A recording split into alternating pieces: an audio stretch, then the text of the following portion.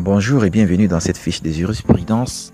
Une fiche de jurisprudence est un exercice juridique qui consiste à analyser de façon détaillée et structurée un arrêt. L'arrêt que nous allons étudier dans cette fiche de jurisprudence est l'un des arrêts les plus importants de toute la jurisprudence administrative, pour ne pas dire le plus important. Il s'agit bel et bien de l'arrêt Blanco, car cet arrêt est considéré à juste titre comme le point de départ du droit administratif et surtout de la responsabilité administrative. D'entrée en matière, il faut préciser dans une fiche de jurisprudence la juridiction qui a rendu la décision, la date à laquelle la décision a été rendue et le domaine dans lequel la décision a été rendue. Et nous pouvons lire: le présent arrêt a été rendu le 8 février 1873 par le tribunal des conflits dans le domaine de la responsabilité administrative. Les faits maintenant. Les faits représentent les événements constants, des événements qui ne sont contestés par aucune des deux parties devant la juridiction. Alors, ce qui fait débat dans ce cas, ce sont les conséquences juridiques qui découlent des faits et non les faits eux-mêmes. Dans cette affaire, nous pouvons résumer les faits de la façon suivante. En l'espèce, le 3 novembre 1871, mademoiselle Agnès Blanco, traversant la voie publique devant l'entrepôt des tabacs, a été renversée par un wagon poussé de l'intérieur de l'entrepôt par deux employés. Le père d'Agnès Blanco estime que l'accident est de la faute des deux employés et entend les faire condamner ainsi que l'État qu'ils jugent responsable civilement de l'action de ses employés. Alors, il assigne en même temps l'État et les deux employés devant le tribunal civil de Porto. Après les faits, nous avons la procédure. Alors la procédure commence à partir de la saisine de la première juridiction jusqu'à la reddition d'une décision définitive dans l'affaire. Dans cette affaire, le père de la victime, M. Jean Blanco, a intenté une action en responsabilité civile contre l'État devant le tribunal civil de Porto, une juridiction judiciaire. Le préfet du département de la Gironde, estimant que cela ne relève pas de la compétence des juridictions judiciaires, a alors élevé l'affaire au niveau du tribunal des conflits, le tribunal qui est compétent pour statuer sur les conflits de compétences, que ce soit des conflits positifs ou des conflits négatifs.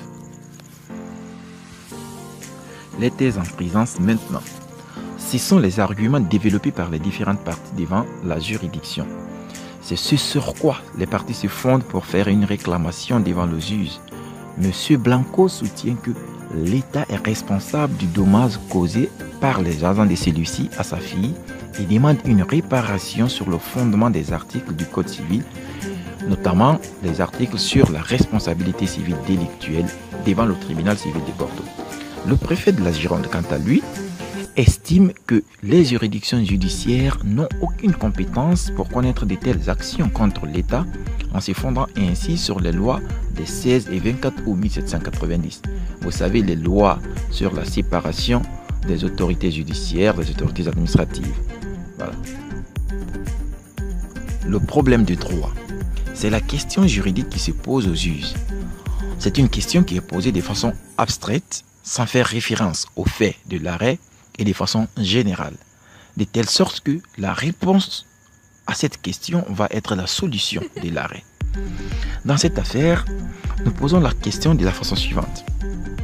En l'absence des textes juridiques prévoyant la possibilité d'engager devant l'autorité administrative la responsabilité délictuelle de l'État pour des dommages causés aux tiers par les agents qu'il emploie dans les services publics, existe-t-il une quelconque responsabilité? Ça, c'est la première question. Et la deuxième question, cette responsabilité peut-elle être engagée devant les juridictions judiciaires? Vous voyez bien que ce sont les deux problèmes qui se posent dans cet arrêt Blanco. La solution. Alors la solution est la réponse à la question qui a été posée au niveau du problème de droit. C'est là où le juge va trancher. Il rend sa décision. Dans cette affaire, nous voyons que le juge répond à la question ou aux questions en deux temps. D'abord, sur la question de la compétence des juridictions judiciaires, le juge du tribunal des conflits a clairement indiqué que l'autorité administrative était seule compétente pour trancher le litige, ce qui revient à dire clairement que les juridictions judiciaires étaient incompétentes pour connaître de cette affaire. Maintenant, sur la responsabilité de l'administration, précisant qu'à l'époque, il n'existait pas une responsabilité administrative. Le juge retient la responsabilité de l'administration en précisant tout de même que la responsabilité qui peut incomber à la puissance publique du fait des personnes qu'elle emploie dans le service public ne peut être régie par les règles établies dans le Code civil, mais que cette responsabilité est régie par des règles spéciales qui tiennent compte des besoins du service et de la nécessité de concilier l'intérêt général et l'intérêt des particuliers. C'est justement à cause de cela que l'arrêt Blanco est considéré comme le point de départ du droit administratif, dans la mesure où le juge dit que cette responsabilité ne peut être régie par des règles établies dans le Code civil pour les particuliers et que cette responsabilité est régie par des règles spéciales.